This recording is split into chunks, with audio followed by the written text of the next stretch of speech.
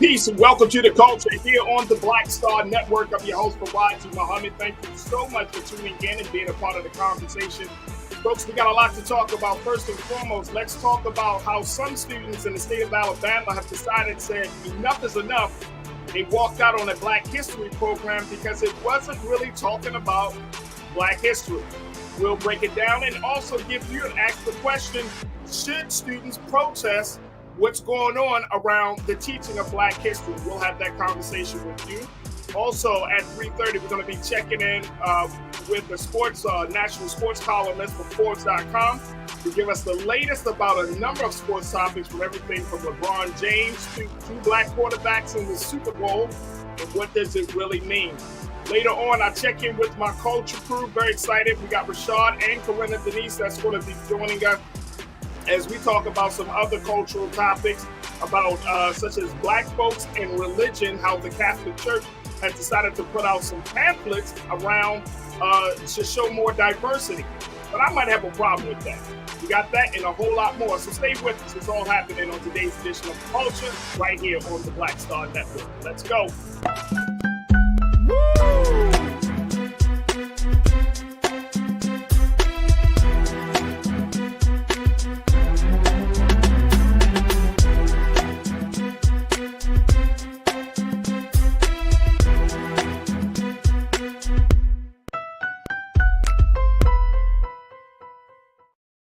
Folks, welcome to the culture here on the Black Star Network. I'm your host, Farajii. Thank you so much for tuning in and being a part of the conversation. First and foremost, folks, happy Friday. Happy Friday. It is the end of the week, and we got some great conversations lined up for you. Make sure y'all join us as we having these discussions on air. You can join the conversation. Just make sure that you join us in our chat as we're streaming live on YouTube, Facebook, as well as blackstarnetwork.com. We would love to hear from you. And of course, for my crew, I'm definitely going to pull your comments as we have these discussions. So be ready, prepared for that. All right, folks, let's talk about the first thing. As we have been talking about this on the show over the past few weeks, how there has been a number of efforts around the country, starting in Florida and other states, that have been prohibiting certain elements of Black history from being taught. Now, we may see a turning of the tide as Black students have said enough is enough. This is the case in one school district in Alabama, as students decided to be a part of a Black history program, but they were told that they could not speak on certain elements of Black history, such as the transatlantic slave trade and other moments of our history. This happened, and so they decided to essentially walk out. Now, this happened at a school where hundreds of students from Hillcrest High School, and I want you to take a look at this, folks. This is the latest from what's happening down there. Hillcrest High School, they protested outside of the school's campus because of restrictions placed on Black History Month. The students say the administration is refusing to teach key parts of Black History Month, like the Civil Rights Movement and slavery. Wow. Now, look, folks, I'm not saying that that's all of our history. We truly understand that, right? Like, we always have a conversation saying that that is not the only thing that Black folks have been. That's not the only experience for Black people in this country, civil rights and slavery. But they are important experiences that we cannot exclude from the conversation. So what these students did, what they protested outside of the school's campus and demanding for the topics to be covered in the course. Now, take a look here. This is what one student leader say. Her name is Jemiah Brown. She told the media outlet, she said, quote, "I feel like it's important to talk about that because I feel like in 2023, a lot of our young people, our youth, don't know their culture." She said, a lot of our youth don't know how empowerment, take a look here. She said, a lot of our youth don't know how empowerment has brought us this far. This is important to educate our youth on how we came from somewhere to now. Now, on Wednesday morning, students walked out the front door of the school around 9:30 a.m. The crowd of more than 200 students eventually made their way to the street, shouting for their concerns to be heard. Now, the demonstration was deemed peaceful, but according to WBCR, the crowd grew large enough that a deputy sheriff had to block part of the road in front of the school to keep students safe. The protest ended after 40 minutes with students returning to their classrooms to carry out the rest of the day. And so I wanted for us to have a conversation about this. Is this the best way for students to handle this situation? Now, we have talked about, of course, the efforts that Governor Ron DeSantis has been doing down in Florida. We saw Benjamin Attorney Crump's response to that, bringing students to the forefront of the effort to keep certain elements of Black history from being excluded with those AP courses. We are hearing now that more schools across this country are pushing back in a lot of these Republican-controlled states. They're pushing back against teaching Black history, certain elements, especially during this time of year. We've been hearing about other people. We've heard from parents.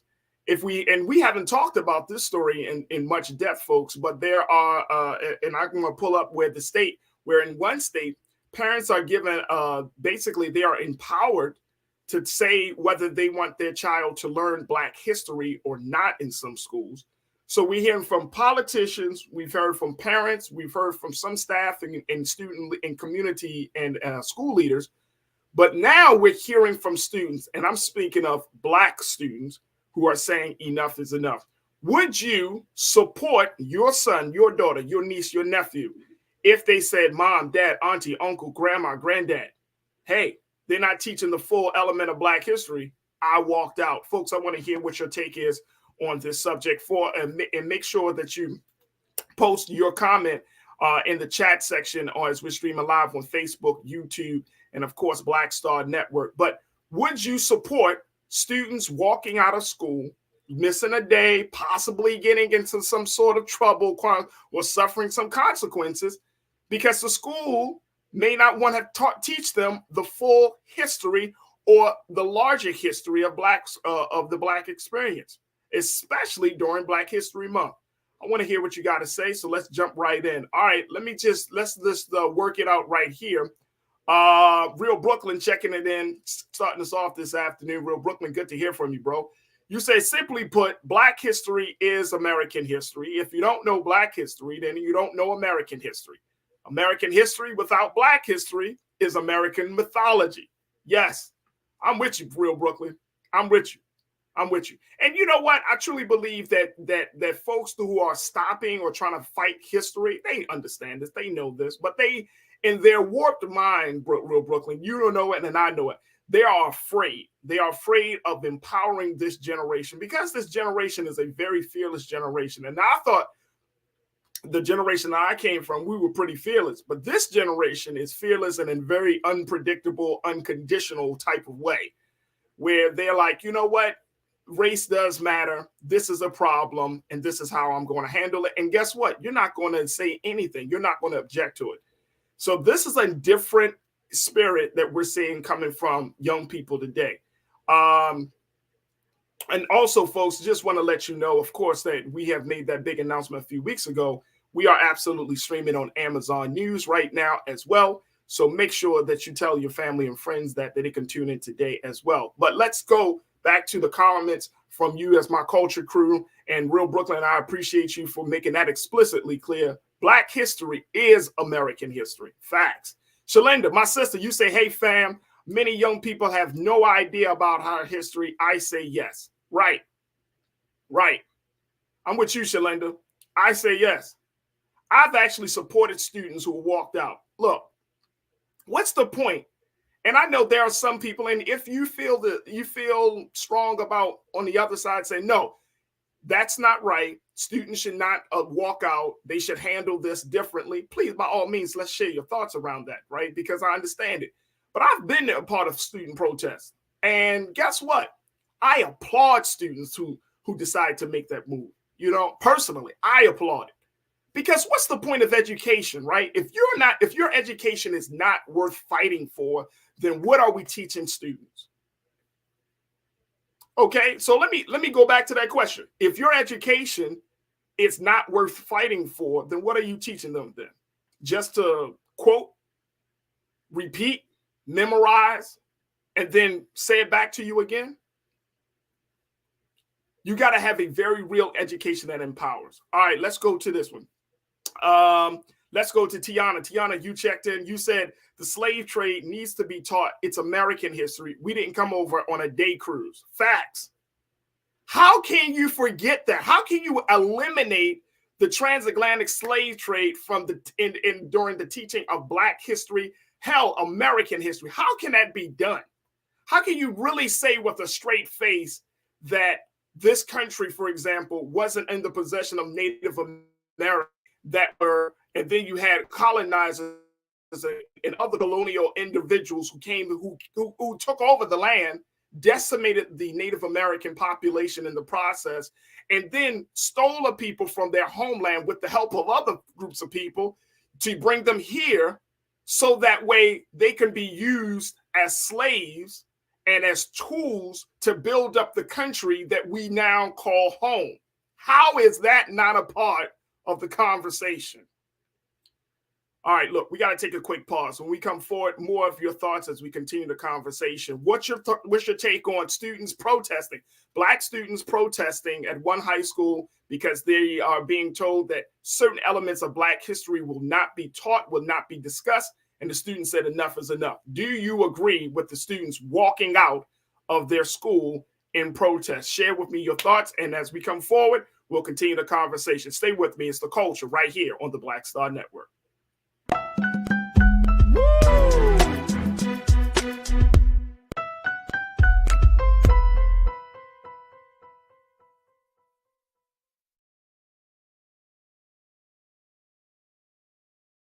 Black Star Network is here.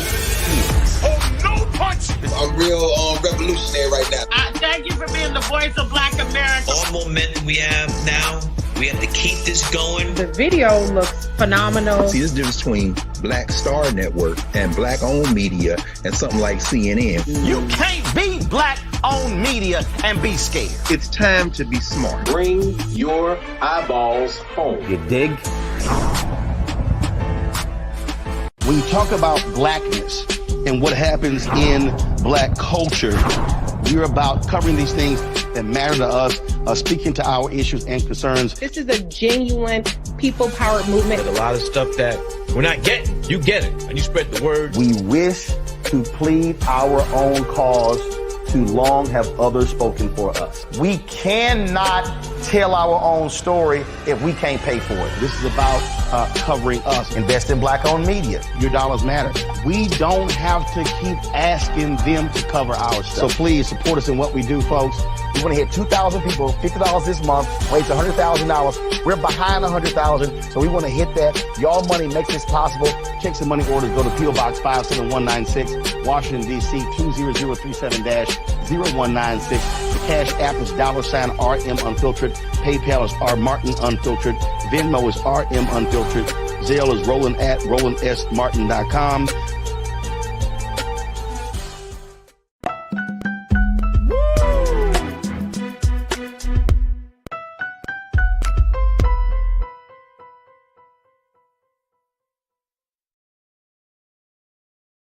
All right, folks, welcome back to the show. We have been talking about how some students at a local high school is now doing their part to protest this latest attack on history.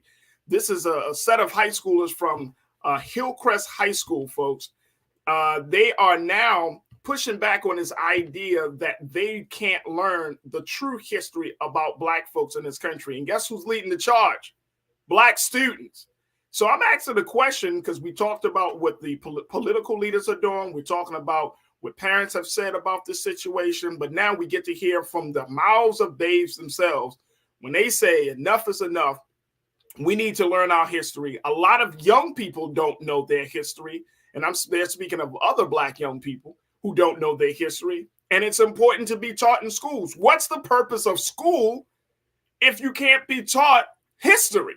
Something that has already passed. And folks, I was reading one quote from one student. It made perfect sense to me. She said the administration is getting upset with us about something that has already happened. How do you make sense of that? How do you get mad about history that has already happened? At this point, you should be figuring out how do we make sure we don't repeat those lessons. But guess what? That's not happening in America right now, folks.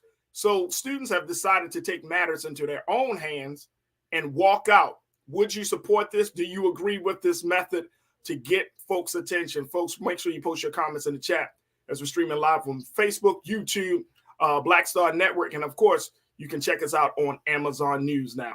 All right, folks, let's get back to what you got to say. My God, truth is power. You said, Farajii, if you talk to your children that they are better than everybody else, why would you teach them a history proving that they're just as equal as the other? And Black people, do you keep studying up with you're studying keep up with these mothers of liberty? They have stopped a lot of the Black history curriculum in schools by themselves. Mothers of liberty.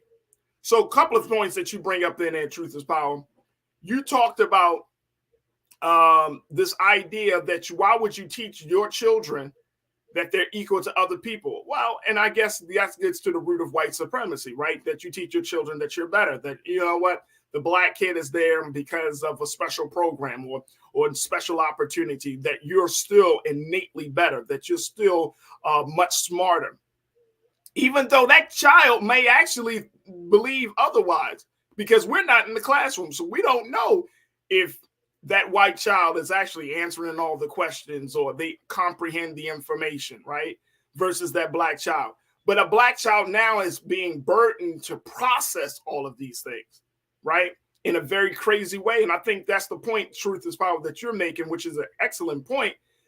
But look at how you put that burden on a child to try to figure out. You tell them they're better, but the child knows that they have some strengths, and then they also know they have some things they need to improve on, some weaknesses. But if you keep pumping their head, you're better because you're white, you're better because you're of your social status, you're better because of your economic status, then the child is going to eventually believe it, but they're not going to fully embrace it. They might say, oh, okay, but they know deep down inside. And it creates conflict. See, that level of, indoctrination creates conflict for anybody, whether you're Black or white. On the other side, if a Black child constantly thinks that he or she is inferior, that they don't have the mental and the mental capacity or capabilities to do work or to learn a certain way, or they just don't understand their learning style. And they say, oh, well, I'm stupid because Johnny, he understood these concepts and I didn't, not knowing that everybody learns differently.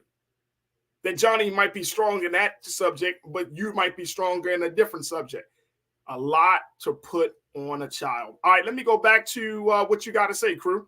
Janelle, you checked in and Truth is Power. My God, thank you. You said, Janelle, all students need to be empowered to demand every bit of information without censorship so that they can be as ready as possible for the world. Parents are snowflakes being driven by outside funds.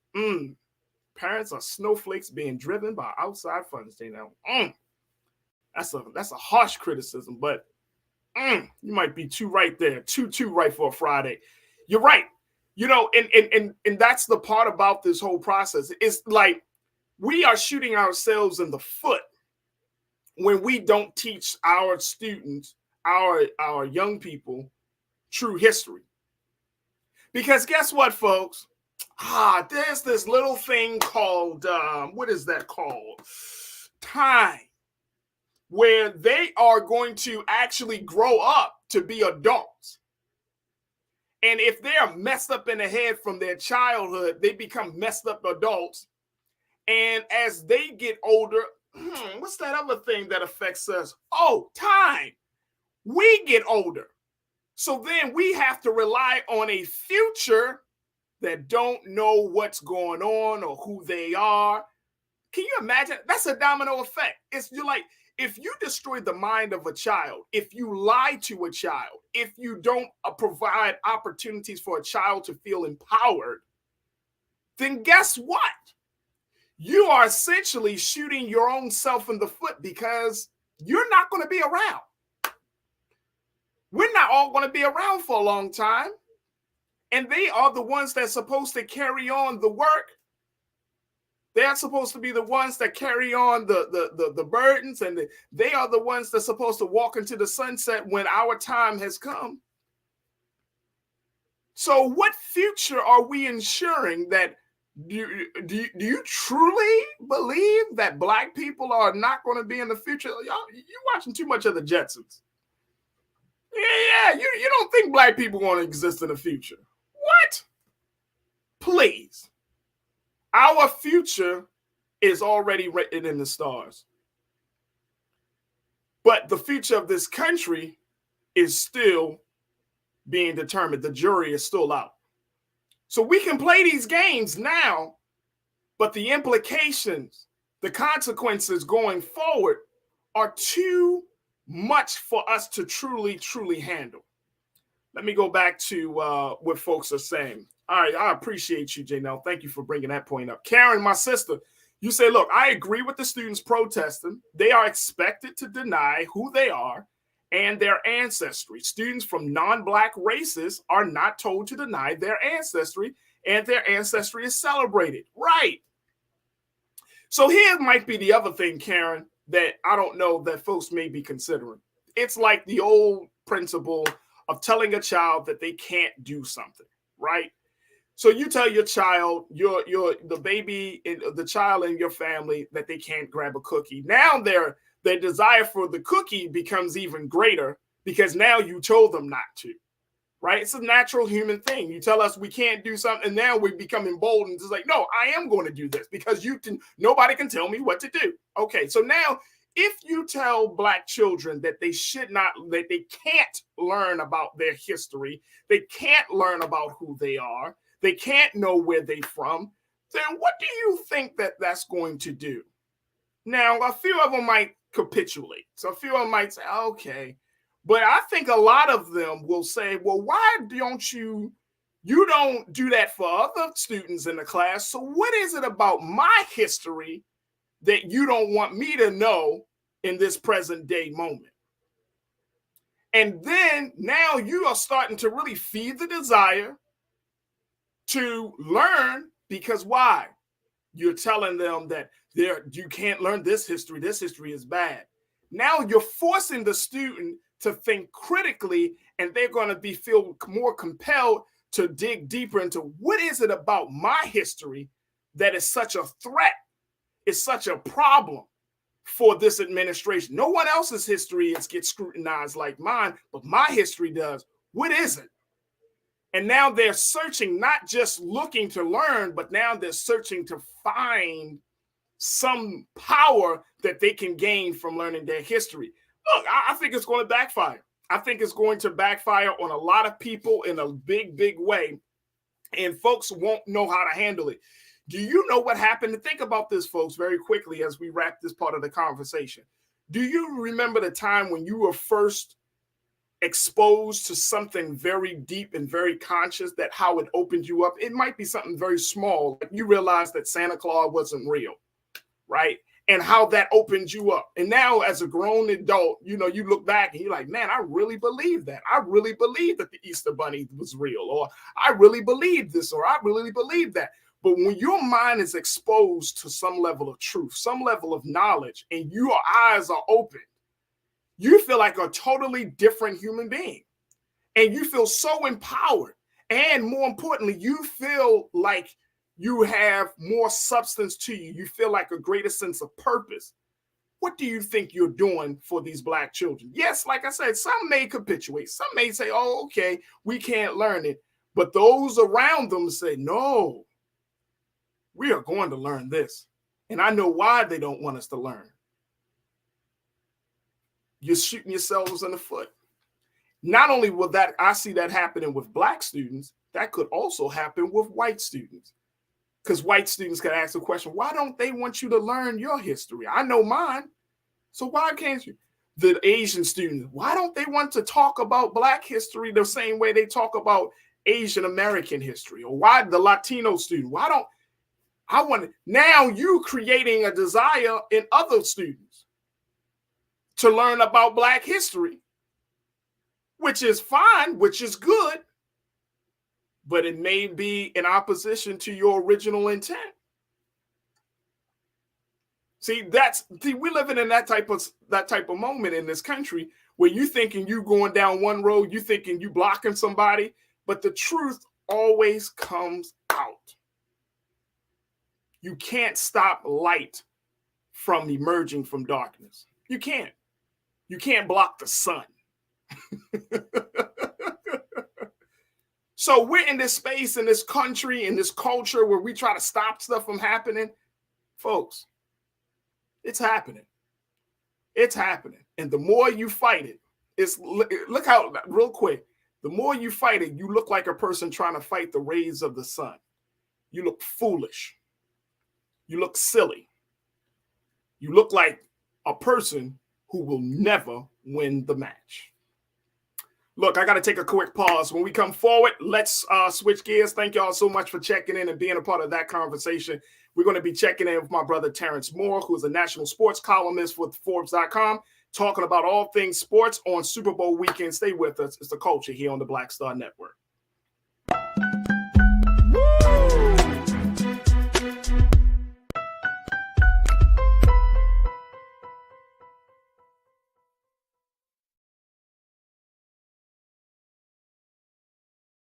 Hatred on the streets, a horrific scene, a white nationalist rally that descended into deadly violence.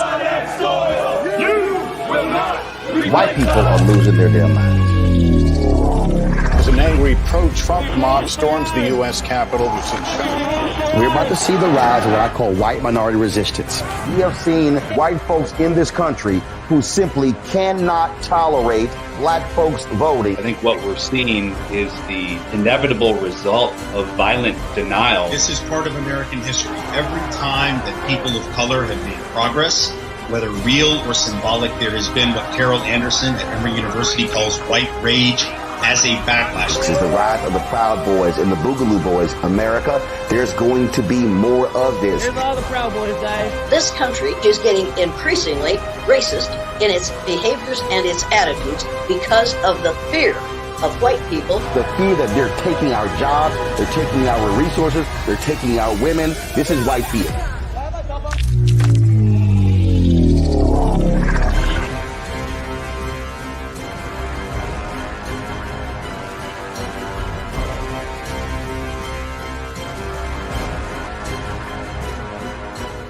Black Star Network is here. Oh, no punch! I'm real revolutionary right now. Thank you for being the voice of Black America. All momentum we have now, we have to keep this going. The video looks phenomenal. See, this difference between Black Star Network and black-owned media and something like CNN. You can't be black-owned media and be scared. It's time to be smart. Bring your eyeballs home. You dig?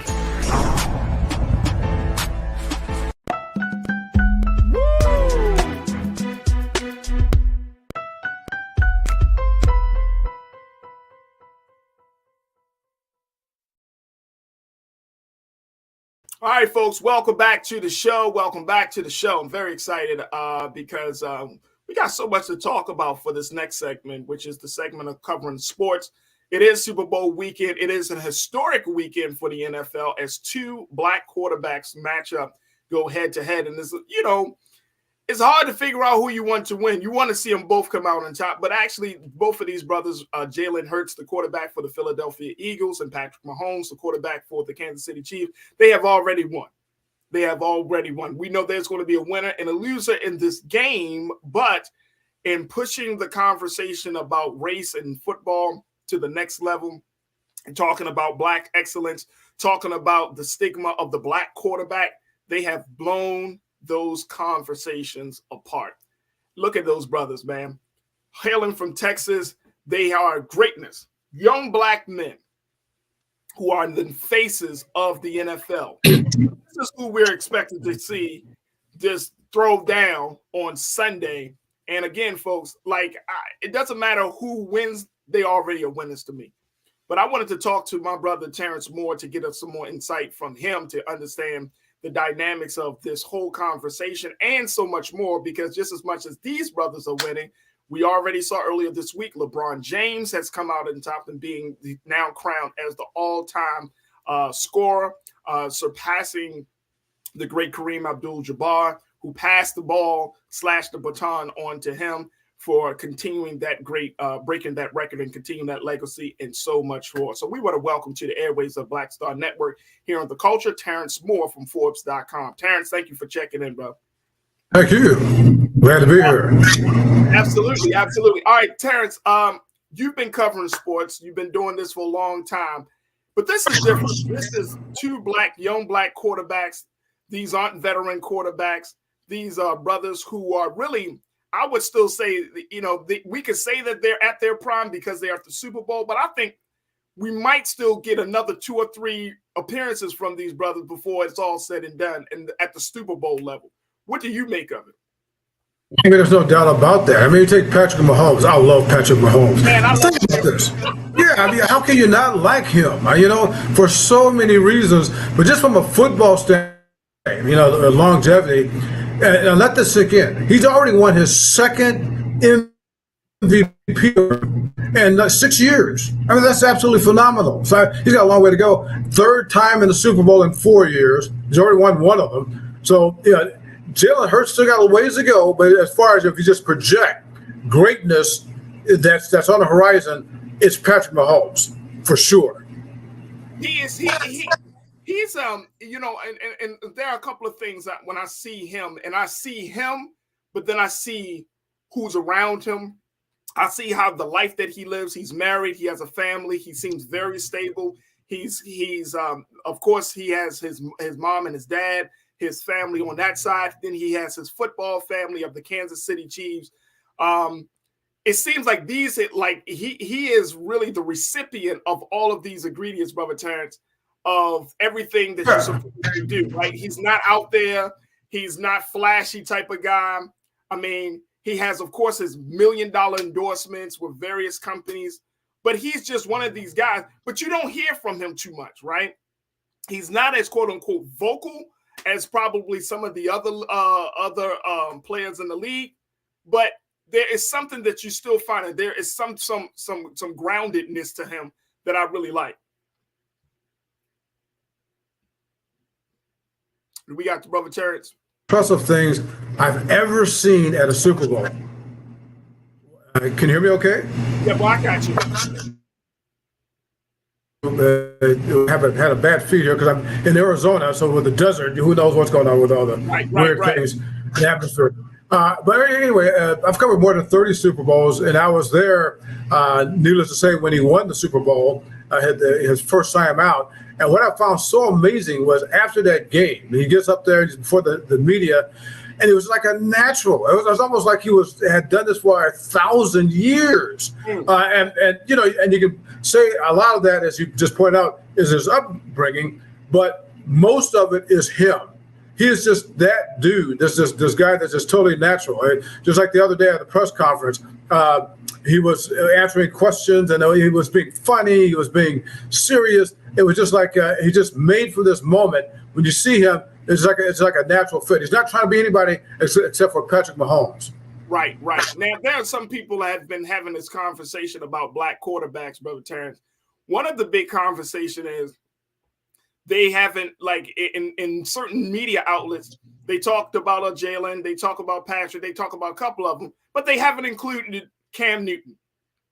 And some folks are kind of like, why aren't we including Cam Newton? And part of me is starting to think, is it because Cam Newton doesn't fit the quote unquote the profile of the black quarterback that the NFL wants to put their marketing machine behind? We saw how he responded when he lost his Super Bowl game, and he was mad. I mean, I get it, folks. I mean, you don't work that hard to get to that level, and then you lose, and you're going to be the happiest person in the world. But how should we look at that kind of what some people would call a snub on Cam Newton and his ascendancy to the Super Bowl? Well, I'm going to be honest with you, and I try to be fair with this. I've been a professional sports journalist for more than 45 years, and if you don't treat people right, you're going to get what you're going to get. And I'm talking about Cam Newton. Now, Cam Newton, we all know what he can do on the field. And I was at the Super Bowl when he lost and he blew off the media.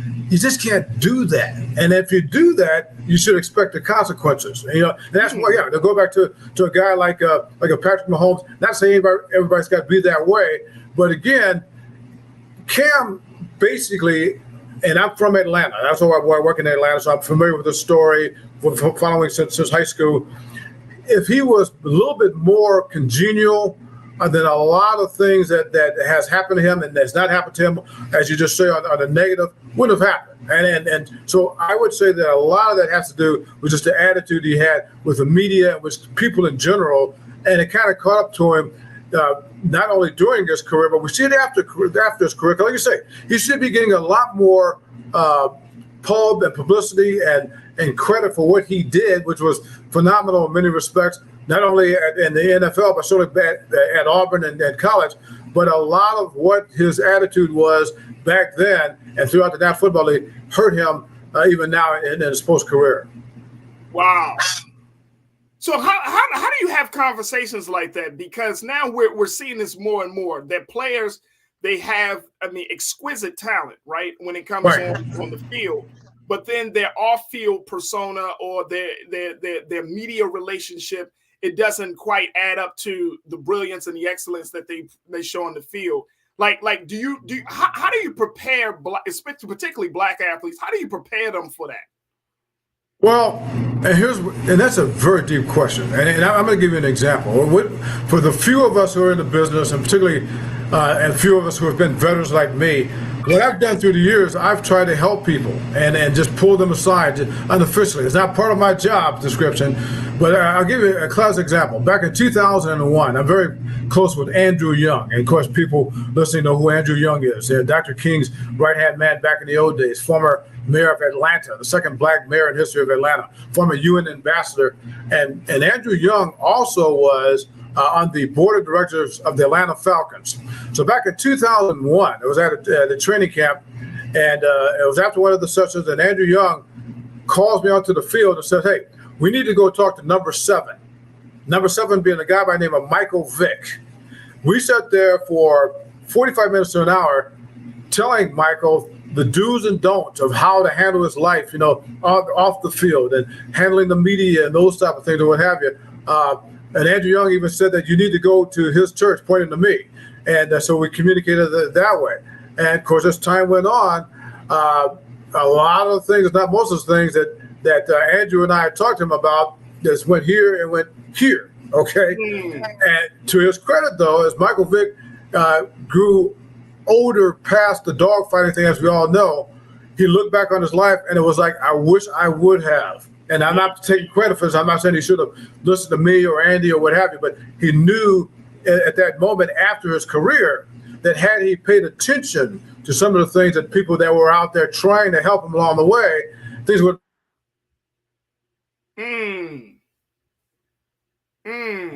But it's got to be the athlete or the individual or celebrity. They've got to want to listen and to take heart of what we're saying. And y'all was just saying that. Y'all was just saying that from a brother to brother standpoint, not from a writer, exactly not from a political leader. That's like, look, man. Not in my job description. That was not in my job description. Okay, and it wasn't anything I wrote about. It was just something. And I just mentioned that because it's something that people know. I've done that with more than a few athletes through the years. Okay, and again, I'm not putting myself on a pedestal. I'm just saying that there are some of us, many of us, and not even just from a sports writer standpoint or what have you. We do that, and that has been done. But if you're hearing that, if people are trying to help you, you're not listening. I mean, in the word of Flavor Flav back in the old days, can't do nothing for you, man. I mean, so that's what it turns out to be sometimes. Hey, Brother Terrence, we got to take a quick pause. When we come forward, I want to get your insight on how all of this talk about black quarterbacks, how does fit with the ongoing narrative around Colin Kaepernick. Now, we know Colin Kaepernick, at this point, he's pretty much out of the NFL, right? He's still making moves. He's still making an impact. He's still doing what he needs to do. But does he get lost, or is he another focal point of this conversation? I would love to kind of pick your brain to get your take on that. And yeah, real quick, and in addition to that, I'm also going to tell you why people are missing a huge point, black quarterback thing, and they're letting the NFL off the hook. But we'll talk about that too. Let's do it, brother. Look, folks, I'm tuned. I got my brother Terrence Moore, national sports columnist for Forbes.com. He's down in Phoenix right now covering the Super Bowl as that happens this weekend, and he's joining us for a few minutes here on The Culture as we talk about black quarterbacks and so much more black excellence in sports. Stay with us. The conversation continues right here on The Culture, right here on the Black Star Network.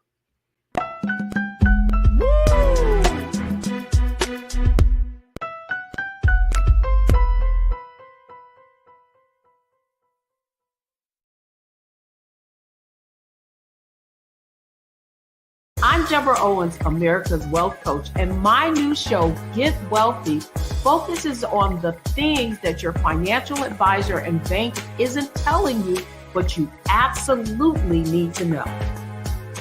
So watch Get Wealthy on the Black Star Network.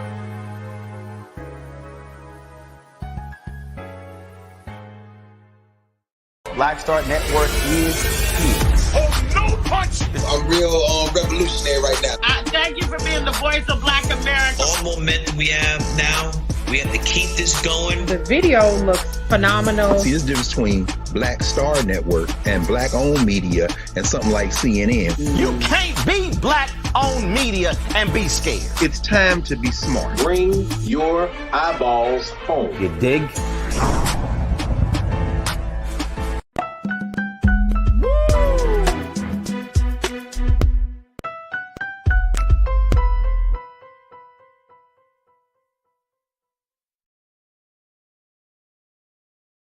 Folks, we've been talking to Terrence Moore, national sports columnist with Forbes.com, as we talk about black excellence in sports. Terrence is down in Phoenix, Arizona right now, covering and preparing for the Super Bowl. And as we have the conversation about black excellence, we're just definitely discussing the fact that you have two young black quarterbacks who are at the center of attention for this year's Super Bowl. There you see on in the green for the Philadelphia Eagles, Jalen Hurts, Patrick Mahomes of the Kansas City Chiefs on the other side. And these are two dynamic black players who have taken football all the way to the top. They hail from the same place, and yet they are facing each other. And like I said, folks, and even though, of course, you got a winner and a loser in this game, both of these brothers have definitely won.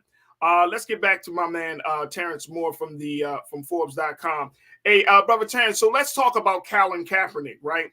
Because it's interesting that his story never died.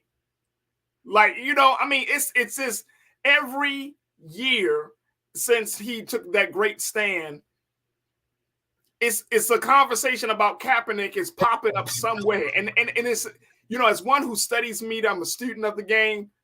I'm like, wow, talk about impact. So what's the big thing you said that the big thing that folks are having a conversation about black backs, especially in the. Well, one of the problems that we have, I'm talking about as black folks, sometimes we get carried away by following the shiny object, because that's what white America does. That's what white media does. And let's face it, it's basically white media, all right? And that's what's going on here with this the black quarterback thing. And I dare say I'm the only person who wrote the counter to what's been written and talked about all of this. Because what the NFL wants us to do, what society wants us to do, is to feel good. Oh, gee whiz, we got these black quarterbacks starting for the first time ever. Wow, isn't that great? No, I don't think that's great. And I'll tell you why. And that's what I wrote. The National Football League has been around since 1920. I was an econ major back at Miami University in Knoxville, Ohio. But doing some quick math, I think it's over 100 years. So over 100 years, this is the first time we have two black quarterbacks. And let's do it this way. In 1946, a guy named Paul Brown integrated professional sports. Now, people out there saying, well, a year before Jackie Robinson broke the color barrier on April 15th, 1947. So the National Football League has been integrated since 1946. The National Football League, as everybody, 70% African American. It has been predominantly African American for arguably the last 50 or 60 years. So you know where I'm going with this train. This is the first time they had two black quarterbacks starting in the Super Bowl. This tells you this is an indictment against the National Football League and against society. What they're trying to cover up is the reasons why this has taken place. And one of the things I point out in my column, a lot of things, everything you want to know about what's happening, not only in the NFL or Snyder. There's probably a guy that many people out there never heard of. But I'm going to tell you who Jimmy the Greek was. He was this football analyst for CBS. And he was famous for picking games and what have you. January of 1988, he's having lunch, and he's being interviewed, and he was asked, why are black athletes so dominant? Again, this is 1988. And he said, well, it goes back to slavery, when they had these big mothers, had these big thighs, and they were birthing these big babies. So he gets fired the day after. People need to Google Jimmy the Greek Snyder, January 1988. He gets fired the day afterwards. All the media said that the reason Jimmy the Greek Snyder got fired was because of those comments. That is not why he got fired. General Constitution at the time.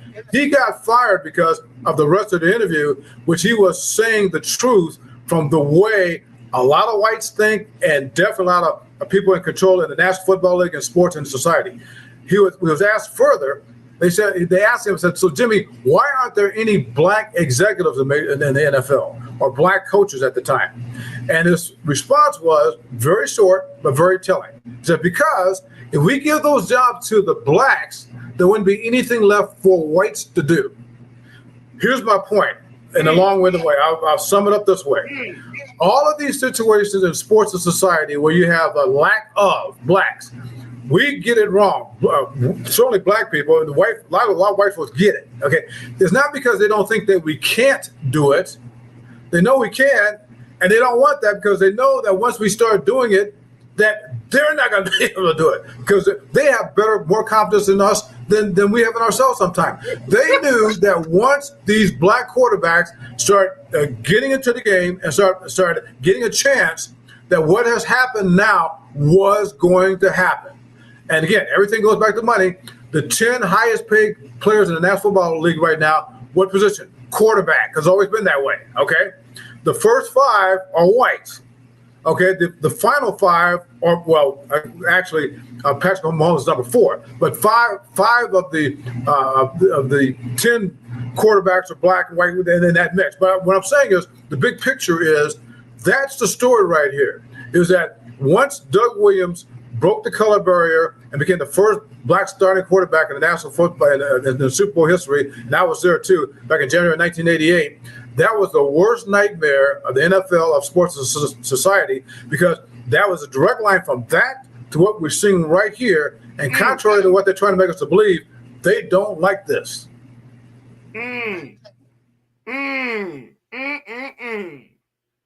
That's some history there, Brother Terrence. Yes, sir. That's some history.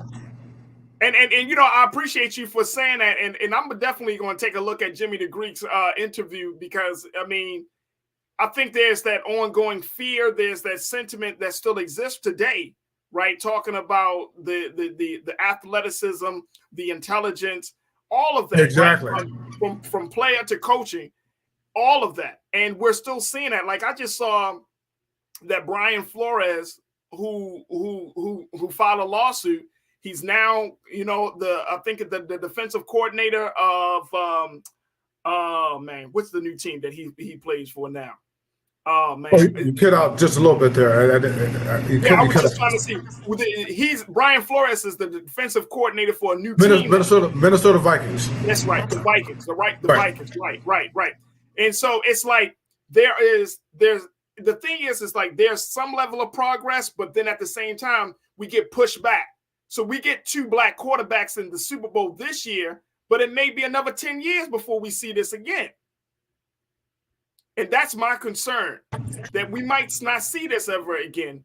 And as far as you see, as far as you know, the NFL, is the NFL really turning the tide on its race and okay. Not at all. Again, like I said, follow the shiny object. I mean, it's all a mirage. And you mentioned Brian Flores. And Brian Flores, they are scared to death of Brian Flores.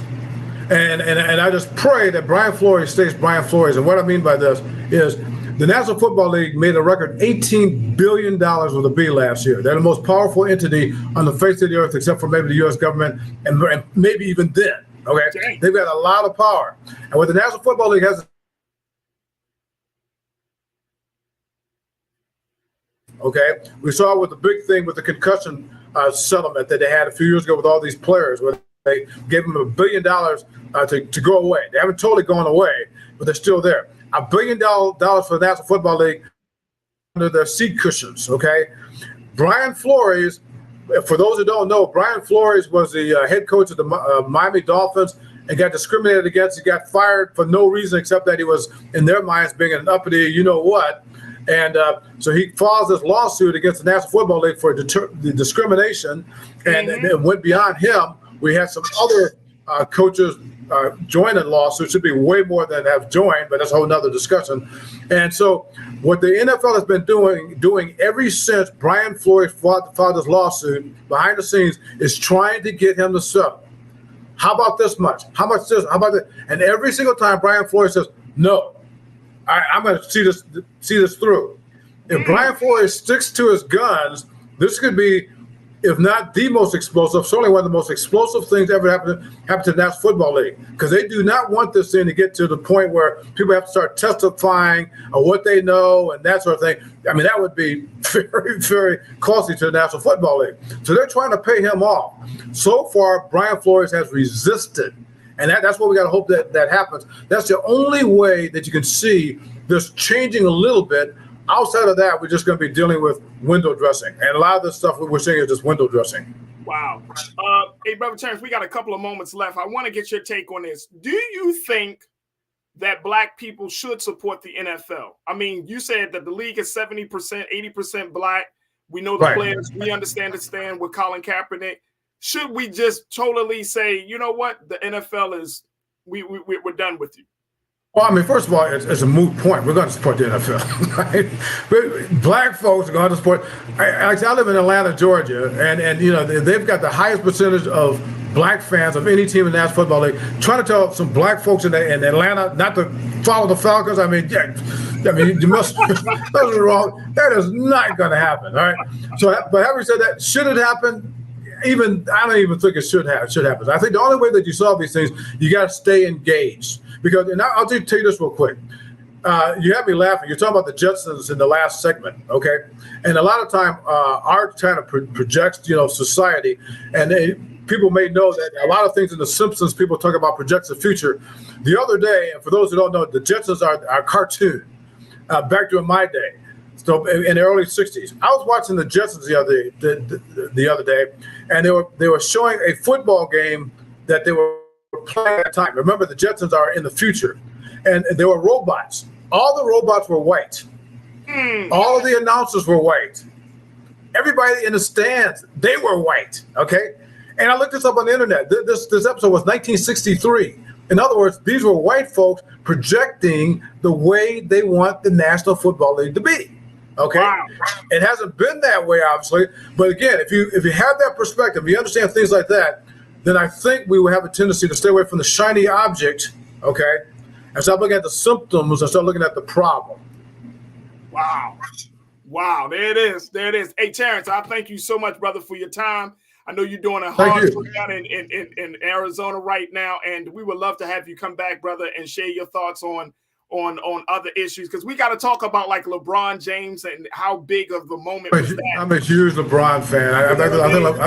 I think as much credit as he gets, I think he's one of the 2 or 3 most underrated persons in the history of sports of all time. Wow. On the field and off the field. Is he better than Jordan? Yes, he is. Because Jordan was that guy on the court, but off the court, as we know, Michael Jordan was about Michael Jordan. And he certainly was not about the totality of folks, and particularly about the totality of Black folks. There we go. Hey, Brother Terrence, I appreciate you, man. Thank you so much for your time this afternoon. And I look forward to being connected with you. Thank you.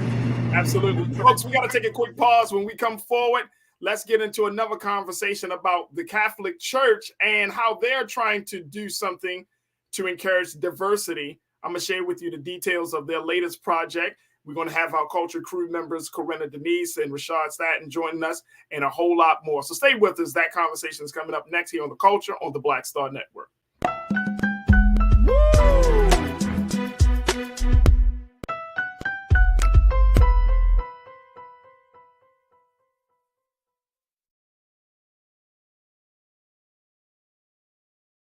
Folks, Black Star Network is here. Oh, no punching. I'm real revolutionary right now. Support this man, Black Media. He makes sure that our stories are told. Thank you for being the voice of Black America, Roland. Stay black. I love y'all. All momentum we have now, we have to keep this going. The video looks phenomenal. See, there's a difference between Black Star Network and black-owned media and something like CNN. You can't be black-owned media and be scared. It's time to be smart. Bring your eyeballs home. You dig?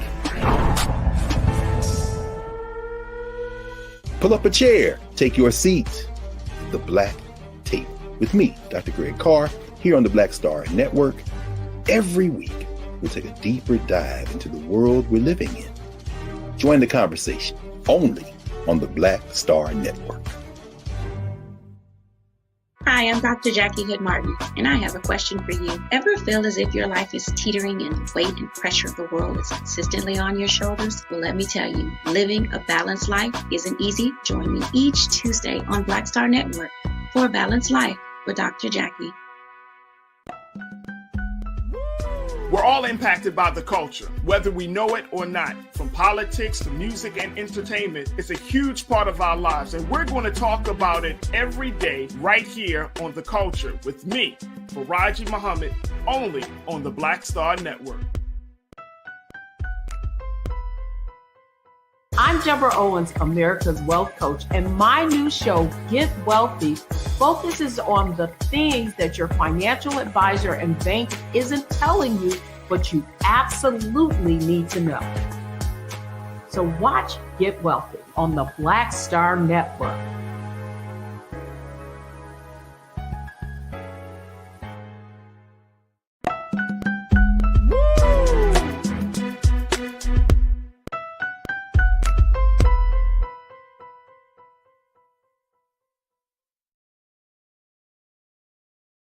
Folks, welcome back to The Culture right here on the Black Star Network. I'm your host, Farajii Muhammad. I appreciate you for joining us for this these set of conversations this afternoon.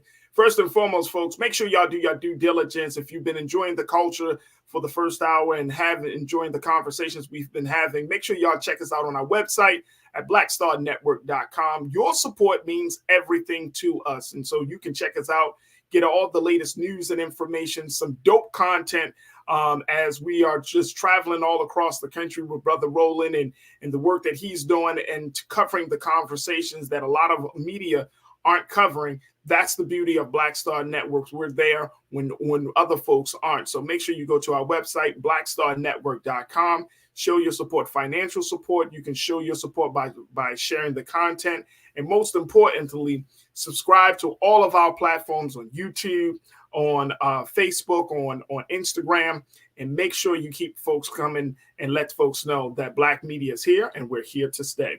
All right, folks, we wanted to have a conversation about something I found to be very, very interesting. And I have a certain view of this situation, but I wanted to bring my sister and my brother to be a part of this conversation. And this is about the church, folks. The Catholic Church, the Church of England, is trying to make an effort around pushing some new ideas and trying to bridge the gap of diversity according to the church. And the question that we're going to be asking is, will it change how we see the church and religion? So here's the story on this. The Church of England, and take a look at this. This is coming out of The Root.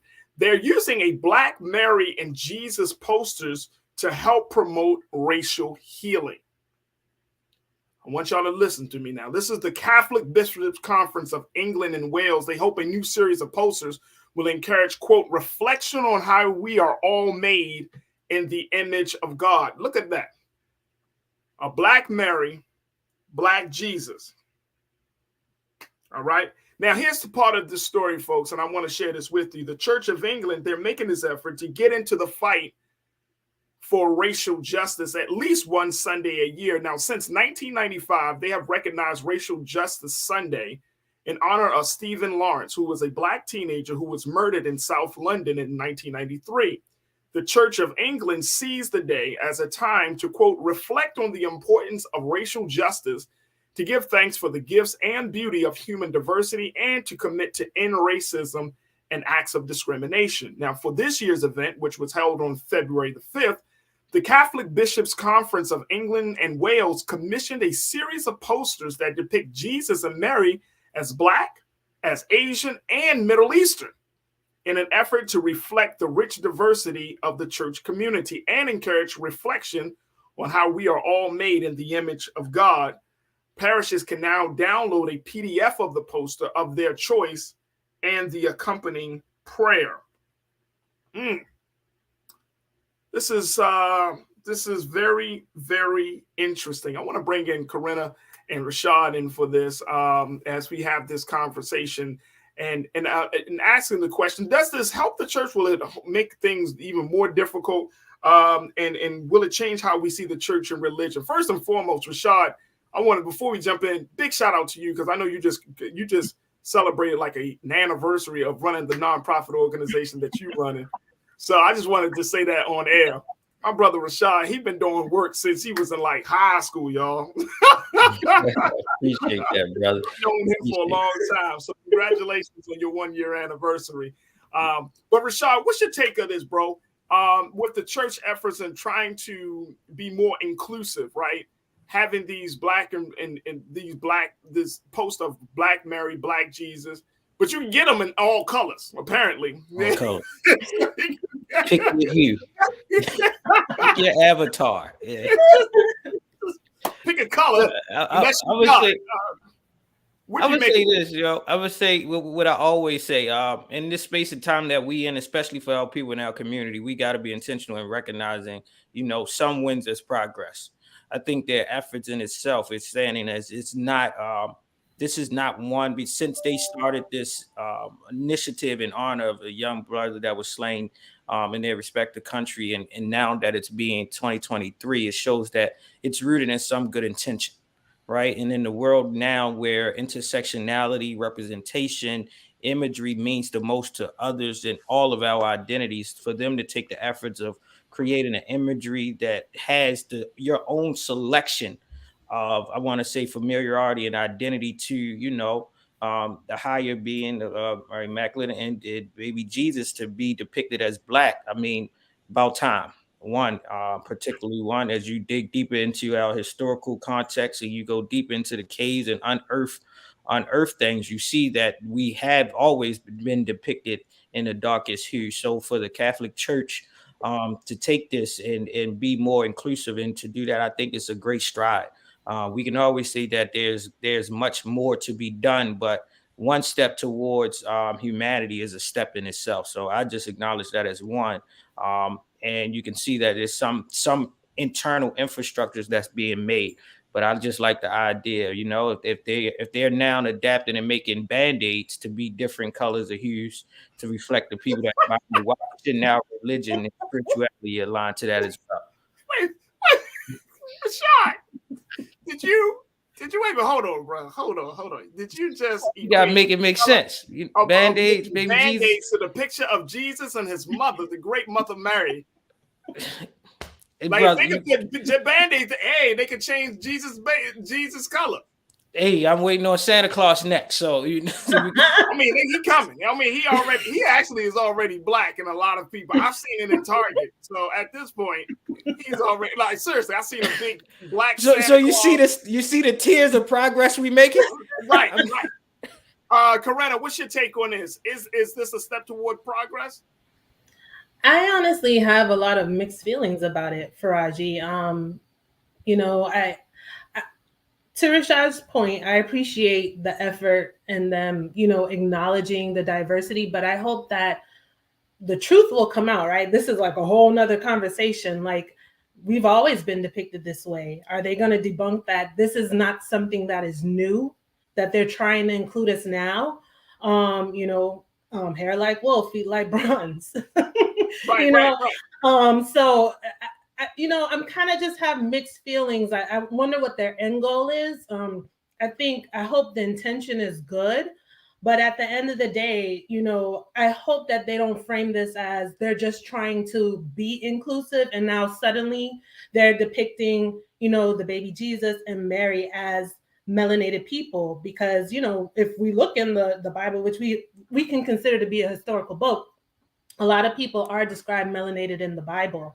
Right. And, centuries and centuries ago, there were actual depictions of baby Jesus and Mary that look just like the picture that we just saw on the screen. So I hope that, are they going to also involve some history, some background? Are you going to debunk the, blonde hair, blue-eyed white man that, we've all seen as Jesus? So I just have some mixed feelings about it, to be quite honest. But I appreciate the gesture, but only time will tell to see where is this actually going. But I hope they include the actual historical history and tie all those pieces in together and not just make it seem like, oh, we want to be inclusive, so now we're going to, to include everyone, we're going to depict it as, oh, they're melanated people, but they actually were. But so like I that's, said, so that's Corinna and Rashad, that's the part of this that I push back on, right? Like I'm all for diversity, and I'm all for people seeing themselves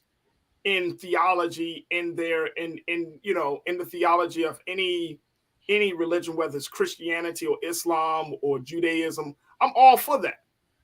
But what is the actual truth? Mm-hmm. Mm-hmm. And see, that's the part that I'm like push back on. It's like there's a difference between, it's like we talk about Santa Claus. See, Santa Claus was a fictional character from the beginning. So you can make him whatever color you want to make him. He could be Asian. He could be Latino. He's fictional. But Jesus is actually was a real person, right? Absolutely. So, you know what I'm saying? Like, so if Jesus is a real person, he actually did have a real nationality. He did come from, he does have real ethnicity. If Jesus was actually white, then we just have to accept that, right? Like if there is the description, there is lineage, all of those things point to the fact that he is actually a white man, then it is what it is. You know what I'm saying? It's not about skin color, it's about everything else. But that's that. But if his, like you said, Corinna, the description of Jesus is a man who had brawn, that sounds like a brown-skinned black man to me. Mm-hmm. You know what I'm saying? And I think that part of that is it's a slippery slope that Rashad and Corinna, that if you start to just say, okay, make them whatever color you want to make them according to however you feel, you know what I mean?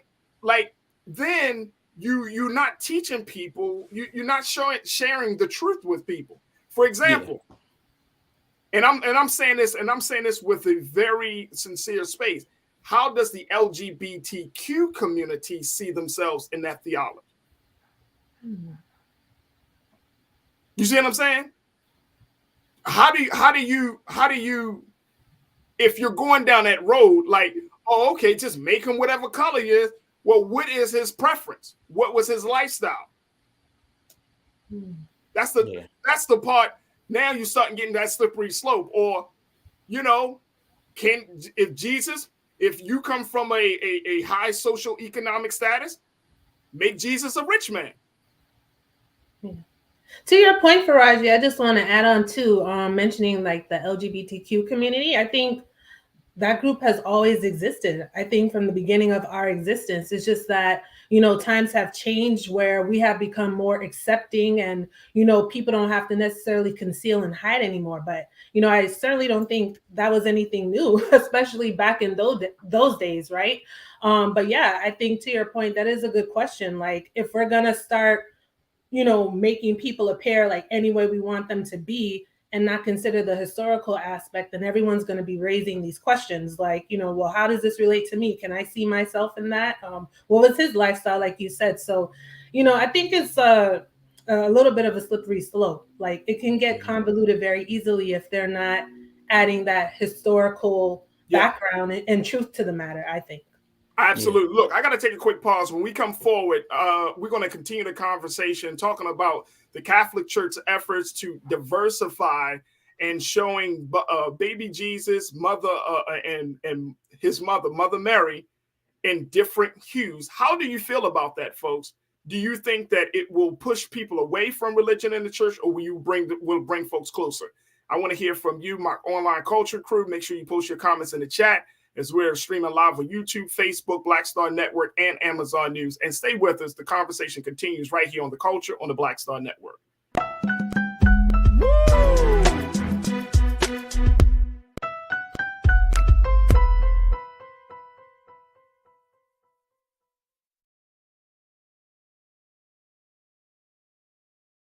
Black Star Network is here.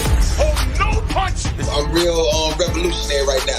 Thank you for being the voice of Black America. All momentum we have now, we have to keep this going. The video looks phenomenal. See, there's a difference between Black Star Network and Black-owned media and something like CNN. You can't be Black-owned media and be scared. It's time to be smart. Bring your eyeballs home. You dig?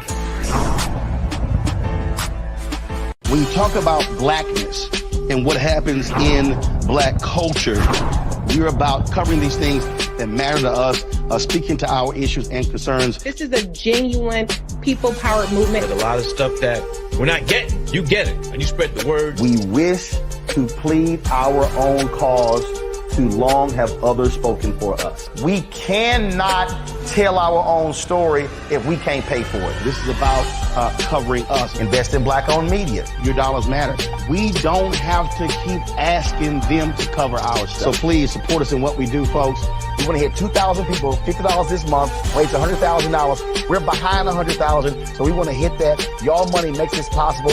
Checks and money orders go to P.O. Box 57196, Washington, D.C. 20037-0196. The Cash App is $RM Unfiltered. PayPal is R Martin Unfiltered. Venmo is RM Unfiltered. Zelle is Roland at RolandSMartin.com. The 54th NAACP Image Awards is airing live on February 25th, honoring outstanding performances in film, television, theater, music, and literature. But this year, Roland Martin Unfiltered is nominated for Outstanding News or Information Series or Special. To vote, head to NAACPImageAwards.net, scroll down to Outstanding News/Information Series, select the category. You have to click on hashtag Roland Martin Unfiltered Black Votes Matter Election Night Coverage. To submit your vote, you will need an email. Only one vote allowed per email. Voting ends on February 10th at 9 p.m. Vote today.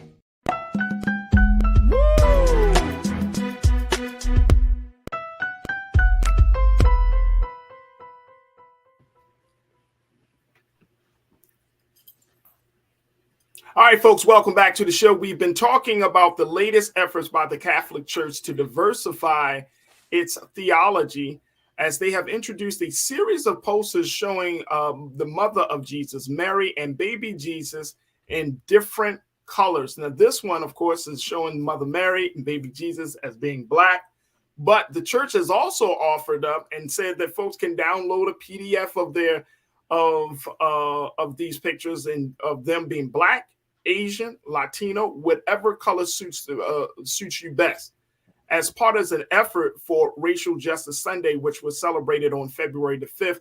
This comes out of the Church of England and Wales, who are looking to try to diversify its congregation and, more importantly, be a part of the progressive portion of the conversation around racial justice. I've been talking to Rashad and Corinna to get their take on this, and I want to hear from you. Post your comments in the chat, and we'll get to as many discussion points as possible as we have this talk. Corinna and Rashad, I want to get your take on this. Like, how do we make sure that as much as we want to include people into the theology, into a certain school of belief, that we just don't omit the truth, right?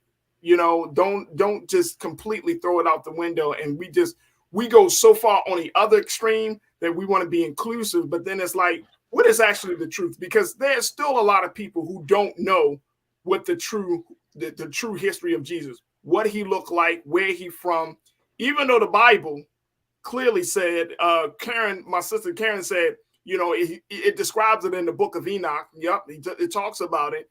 You could, based upon the geographical location of where Jesus was born and all of those things, it points to the fact that he was a black man. He was a man of color, right? But then, I saw my guy, Real Brooklyn, you pointed out that, look, it doesn't matter. He's your redeemer. He's your savior. But let me just tell y'all something about race issues. And I was listening to a conversation with Tavis Smiley and another brother recently talking about race issues. Black people don't have a problem with race issues. For us, I think a lot of us would just be like, it is what it is. But white people have made race the problem. Like if we can go on without us thinking about race, and I think a lot of us would feel this way, that we would feel relieved if we didn't have to think about our blackness each and every day that we wake up. Whereas white people don't have to think about their whiteness as much, right? But we would feel relieved if we could just, because we all want to be seen for our talents, our skills, what we bring to the table. We don't have a problem. But it is white people, it is the systems of white supremacy, it is the systems of racism that has made race the predominant judgment, the major metric of how we should look at someone. So I'm just trying to process all of this, Rashad. What's your take on this, bro? Mine is this. We know for years the detriment that the imagery of a white Jesus, and singularly being a white Jesus, has done to our people and melanated people across the diaspora, right? And that's in spite of the historical context, the accuracy of the geographical location, and what's in the word in the books of the Bible. But we have known what the systemic slavery and the imagery of a white Caesar depiction has done on our people, and made us have a sense of a overseer versus a person of higher belief in our God has done to us in our community. I take this in the perspective of, one, we now can use this as a tool to direct conversation, to reassert ourselves in history, right? 3, the other entity that it brings up for us is this level of inclusion, right? Representation. It now forces, it's like when we talk about the movies and Wakandas and everything else, and we're needing visual representation in a time when we're talking about social intersectionality. We need this. One, it's not that I learned this from Dick Gregory. He said this, and I've talked to him many times before he passed it. He said, it's not that they never told us the truth. The truth was hidden in plain sight. We just never read the book backwards to see that how we was always a part of it, right? And as you go towards, we know that in the Vatican, they have the bust of the Black Madonna. Right. We know that these things are existing, but it's the limited accessibility and exposure of us not having the means to travel over there, or to have the sense of comfortability to go and say, let me see my physical representation, that by putting this on a poster, now I can assert the accuracy when I go into a classroom of a young kid in West Baltimore, right? I now have the option to pick my Black Madonna and Black Jesus over the one that Google is going to tell me is the preference. And to that point, Rashad, and that's an excellent point, because at the end of the day, we're not going to, many people may not know that there is a bust of a Black Madonna in Rome, that there is a picture of a Black Jesus in Rome, where the Vatican, where the Pope is, right? Many of us may not know that. And like to your point, we may not even have the chance to ever see that, right, face to face. But that's the thing. Like we shouldn't have to go that far to figure out the truth. The real indictment, Corinna, is the fact that the church has they do that behind closed doors, but then they preach something different. That's the real indictment. That's the real indictment. That if you're supposed to be, and this is not. If you're Catholic, you're Catholic, because we all have religion, and all religion at this point can be criticized. But my point is that the church as an institution, not as the belief system per se, but the church as an institution, governing from a space of hiding the truth. That's detrimental to your point, Rashad. That's the detrimental part. Like if you don't want to show the divinity of Black people, that is a real problem. That means that you are actually assisting in creating a dark mindset in a people who needs light, and that is a criminal act. Right. And I just want to circle back quickly to Royal Brooklyn's point, saying, like, don't care what Jesus looks like. He's my savior. He's my redeemer. Absolutely. I understand that. But then I raised the question, well, then why didn't white folks feel that way? That they went out of their way to change his image and what he looked like, instead of just giving the historical aspect. You know what I mean? Like, even the region, all of these, characteristics, there's just no way that he could have been, white hair and blue-eyed. And if he was, he was. But I mean, historically and from what I've learned and what I know, that's just not the case. And we want to fact check that, that's another story for another day. But those are the concerns that I raise now that I see that they're actually going to be putting together these images, the historical aspect. And something else to add to that, the Catholic Church, was heavily involved in the sanctioning of enslavement.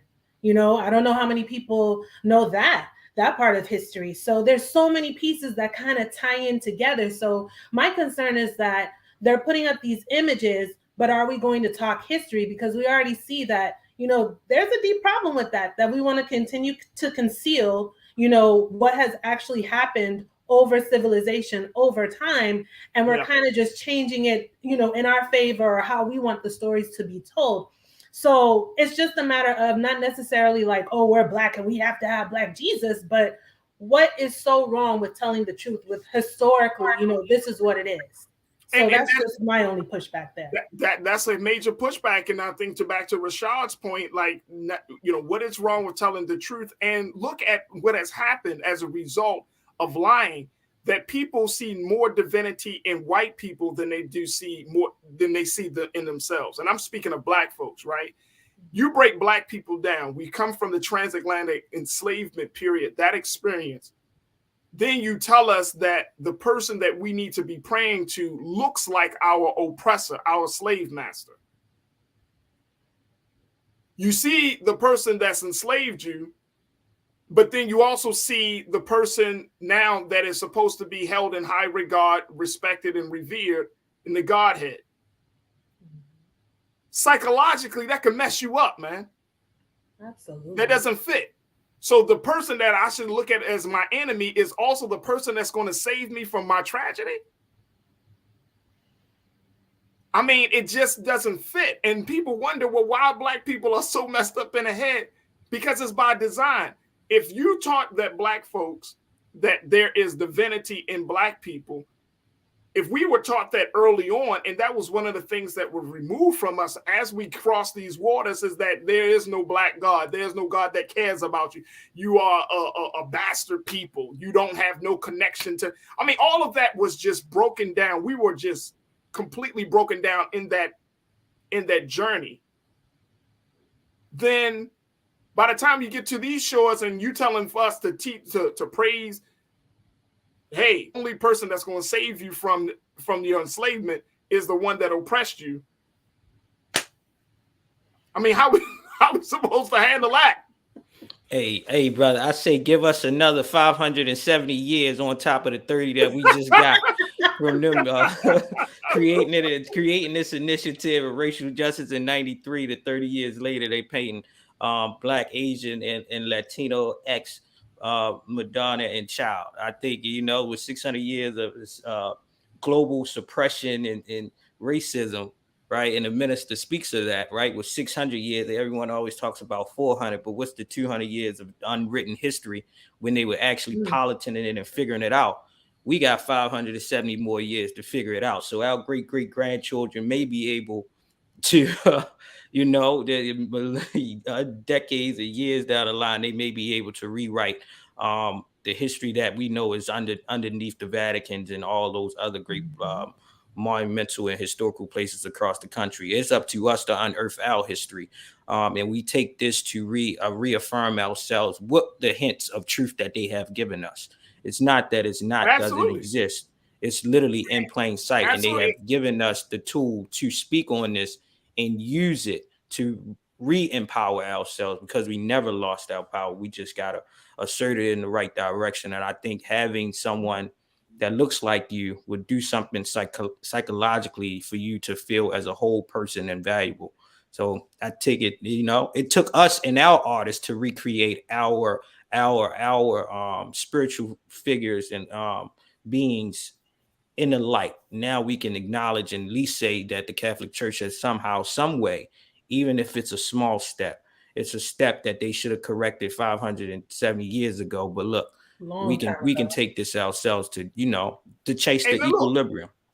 And then here's the thing, because I know some of the crew members, Corinna, are saying, well, what does it matter? Plumie Tart, you said, why does images matter? Again, you're talking to the people that is on the everything. I just think it matters because it matters everything. The same reason that Pepsi buys all the commercials for Super Bowl. Images matter. Like we can't act like our people haven't suffered because of an image. We can't disregard that. And also, we might be at a place right now, right? Like this is 2023, so we all in a more than enlightened space, right?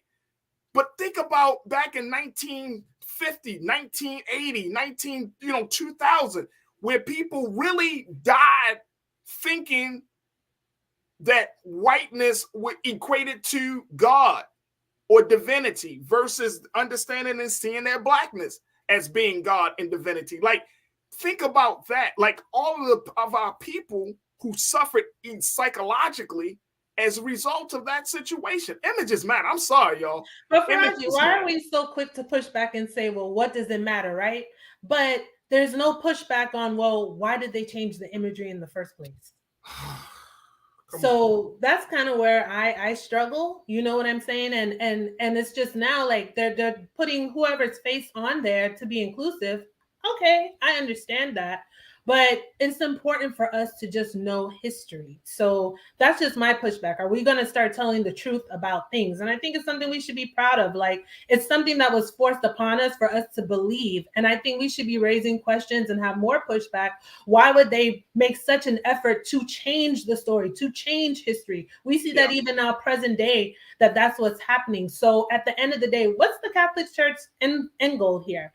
I mean, it sounds like they're well-intentioned. That's yet to be seen how this is all going to play out. And I know everyone has their different point of views, but I think it's just so important that we keep that in mind, the historical aspect. It's important to know history, what it is, good, bad, and different, whether we like it or not. The truth is the truth, and we need to know what actually happened historically. And that's my pushback on this. Absolutely. Folks, we got to take a quick pause. When we come forward, more conversation about race.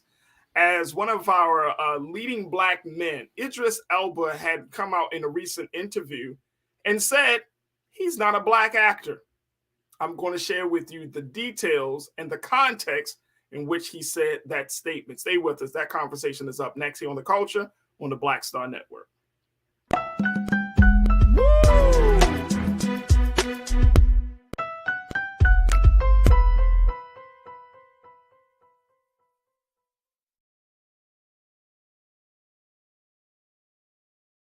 Hi, I'm Dr. Jackie Hood Martin, and I have a question for you. Ever feel as if your life is teetering and the weight and pressure of the world is consistently on your shoulders? Well, let me tell you, living a balanced life isn't easy. Join me each Tuesday on Black Star Network for a Balanced Life with Dr. Jackie.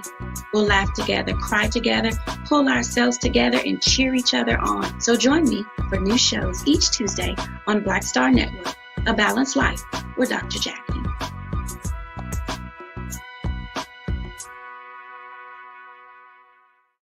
Black Star Network is here.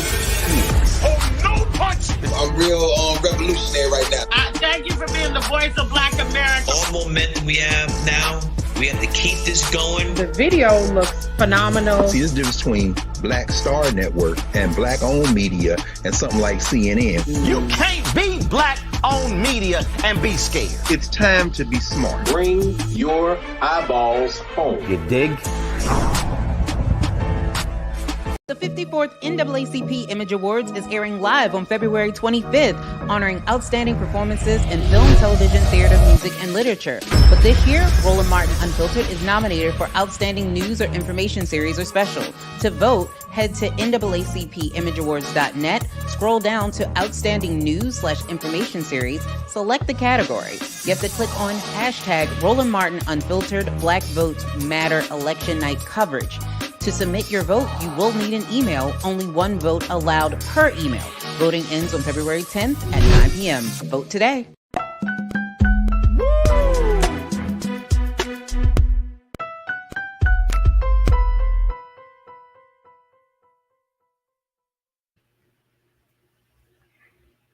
Folks, welcome back to the show. All right, as we talk about race, let's talk about what Idris Elba had to say about his race in the profession. You know, leading black male, Idris Elba is a heartthrob. He has been in some major blockbuster films, and he's also has directed and produced some smaller projects. He's at a level that a lot of black men from the UK may not find themselves in, but he understands the space that he's in. But according to a new interview that he did with the UK edition of Esquire magazine, Idris Elba is now pushing back on being put in a box and being called a black actor. Now, during this interview with Esquire UK, in which he explained why he no longer calls himself, take a look at this, and Keen, let's post this quote. Thank you, bro. He explained why he no longer calls himself a black actor, citing the fact that it was more harmful than helpful throughout the course of his career. He said, of course, I'm a member of the black community. You say a prominent one, but when I go to America, I'm a prominent member of the British community. Oh, UK's in the house. If we spent half the time not talking about the differences, but the similarities between us, the entire planet would have a shift in the way we deal with each other. Now, the actor is also has pointed out that he said that as humans, we are obsessed with race, and that obsession can really hinder people's aspirations, hinders people's growth. Now, take a look at this. Let's go to the next slide, if we got it. But he said that this obsession with race has hindered people's aspiration, hinders people's growth. Racism should be a topic for discussion, sure. Racism is very real. But he said, but from my perspective, it's only as powerful as you allow it to be. I stopped describing myself as a black actor when I realized it put me in a box. We've got to grow. We've got to. Our skin is no more than that. It's just skin. Rant over. He said, I did it acting because I thought that's a great profession and I could do a good job at it. As you get up the ladder, you get asked what it's like to be the first black to do this or that. Well, it's the same as it would be if I were white. It's the first time for me. I don't want to be the first black. I'm the first Idris. Bada boom, bada bing. Let's bring Corinna and Rashad back into the frame. Now, it's interesting. It's interesting. Let me throw this out there because y'all, both of y'all got the same damn faces. I understand. I understand, y'all. Look, I understand. You know, when you black actor, you like, come on, man, see me beyond my blackness, see me for the talent, see me for what I bring to the table, see me for what I'm doing for, you know, the genre, the profession. See me and not just the image that I see myself in, the skin that I'm in. I mean, I understand too, Farajii, but my question is, like, who was his audience necessarily when he was doing this interview? Because I feel like Esquire magazine, Esquire UK, the UK Esquire. So, you know, it's still a very like high class men's magazine. You know, it's like. And who's usually reading that magazine? I mean, I would assume men and women, but probably more. Yeah. Isn't it more men, Rashad? What you think? I have no idea, brother. I'm from America and I'm from Baltimore. UK is a whole nother world for me. So I only can speak to proximity. I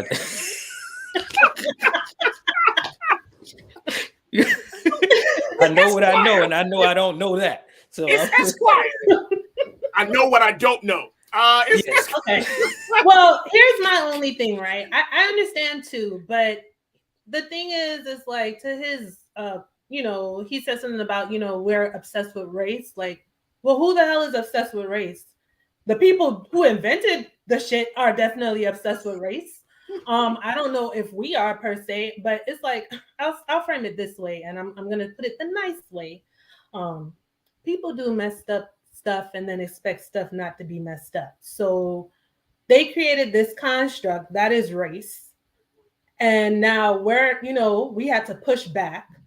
And it's like, yeah, I get the point, but we didn't create this social construct that they can't see past our Blackness, that they can't see past our skin color. So yeah, oftentimes we're going to be referred to as, the first successful Black actor or whatever the case is. It's a damn shame that we're still in 2023 and we're still claiming to be the first. But, at the same time, why is that happening? So I do get his pushback. I don't want to be a Black actor. I don't think it's that serious, though, that you have to make a proclamation per se. Maybe right. I'm being a little extreme here, but I just feel like I love being melanated. Like I was born Black and I will die Black, and I'm proud to be in this skin. And that's just been our history, because unfortunately, what we have been subjected to beyond our control. So, why is there an obsession with race? We didn't create this construct that is. I agree. Look, Janine checked in and said, Lord, not my baby daddy Idris. I feel you, girl. I feel you. I felt the same way. Baby daddy Idris. I want to stay. I'm gonna stay in calm. I just want to get this comment out. She hit it, she bro. said it's easy for him to have that perspective, not being American. But you know what? I've heard a lot of Black folks, and I get it. A lot of Black people in America don't want to be the black lawyer, Black actor, Black. You know what I mean? We don't want to always lead, and I get it. I truly get it, folks. I understand. You don't always want to lead with your Blackness.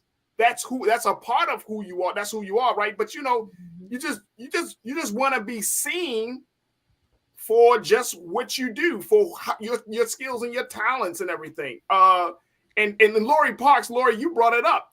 You said that they're supposed to be talking about making Idris the next James Bond. And guess what? White people are not happy about a Black man playing James Bond, a fictional character. Mm-hmm.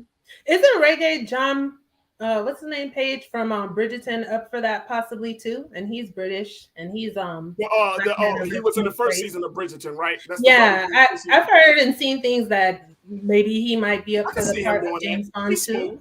He's smooth. Yeah. Do you think colorism might play a part in that, as far as like maybe... Let me tell you something. Let me tell y'all something again.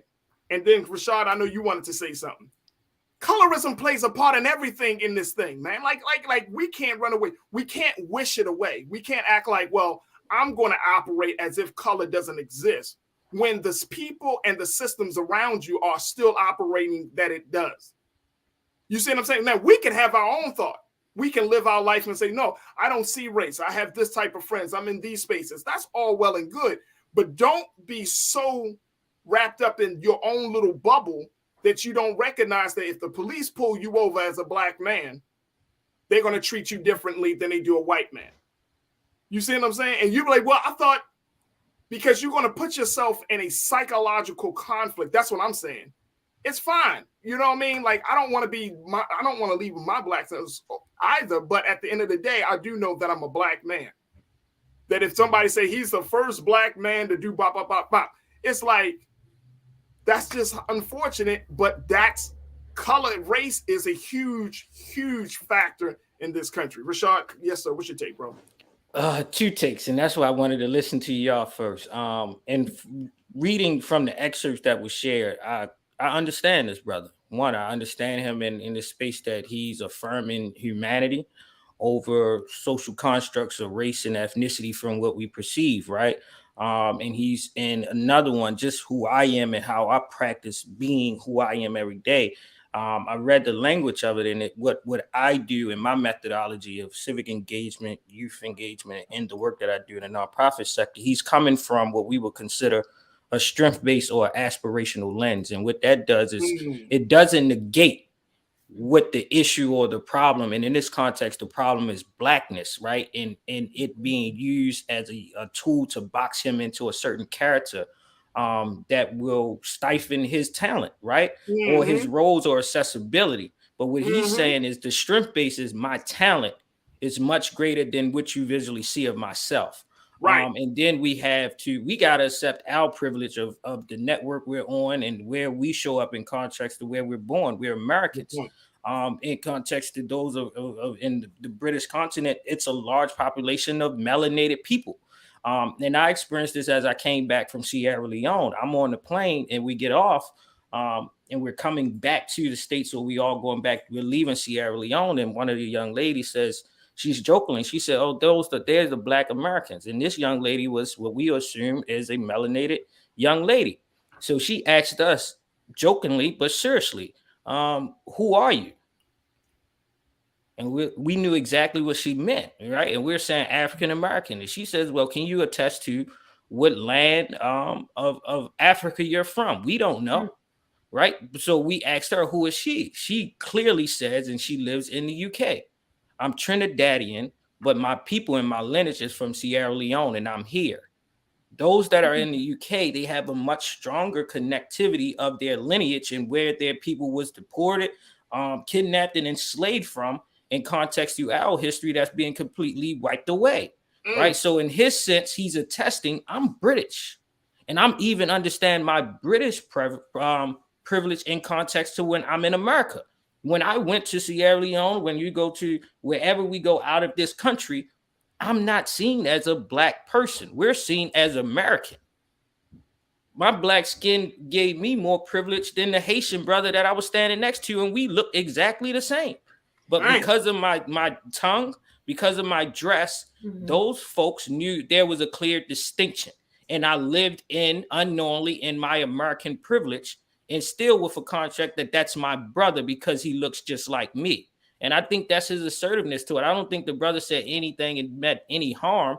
But once we start to understand the global perspective, we can assert our humanity that will debunk racism.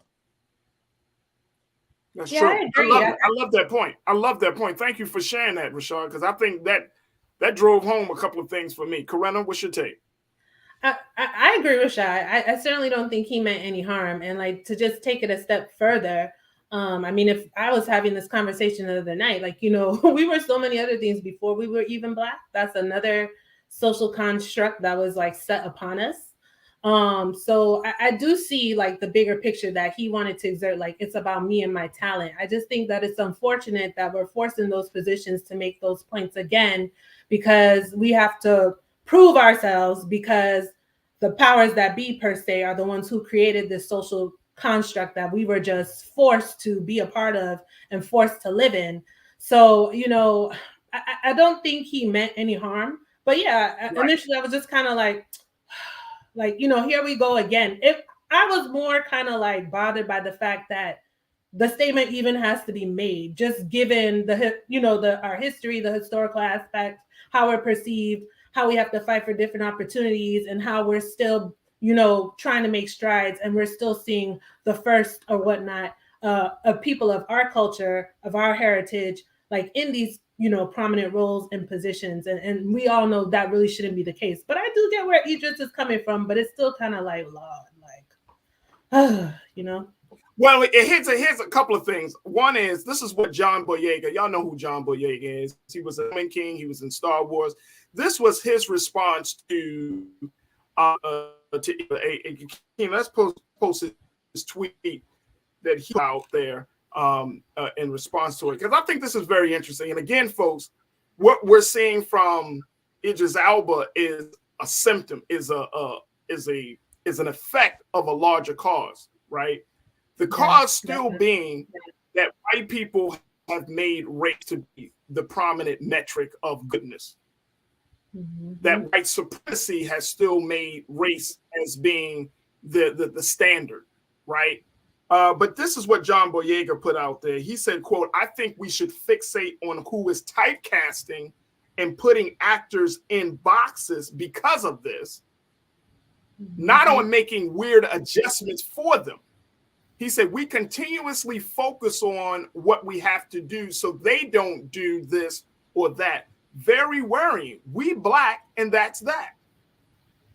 John is looking at it from, look, let's take Idris out of it, because he's part of an industry that will put you in a box.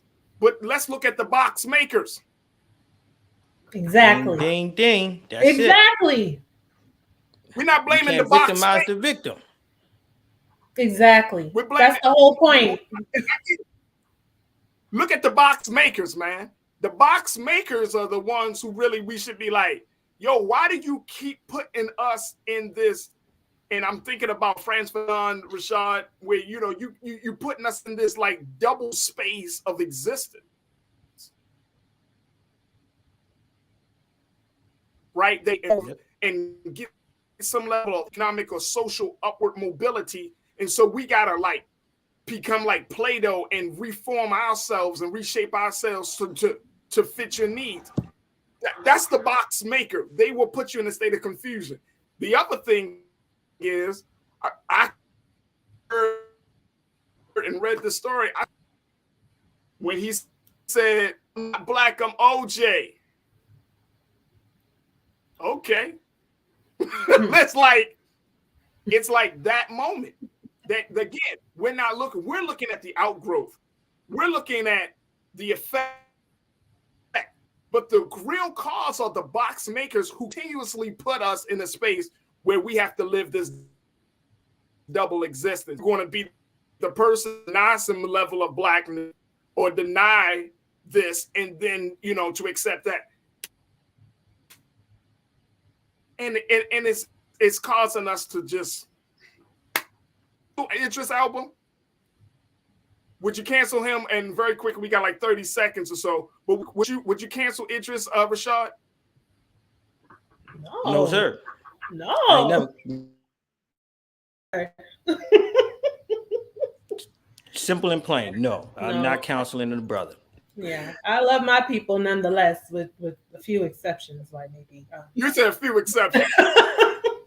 Yeah, like I don't even want to say his name, but Kanye. I mean, okay, all right, we ain't talking about yo right now. Yeah, I know. I'm just saying a few exceptions. You know what I'm saying? We ain't gonna get into him. No one's really canceling. Right. Just don't really care for you right now, but yeah. I got you, but we're not canceling Idris right now. No, definitely not.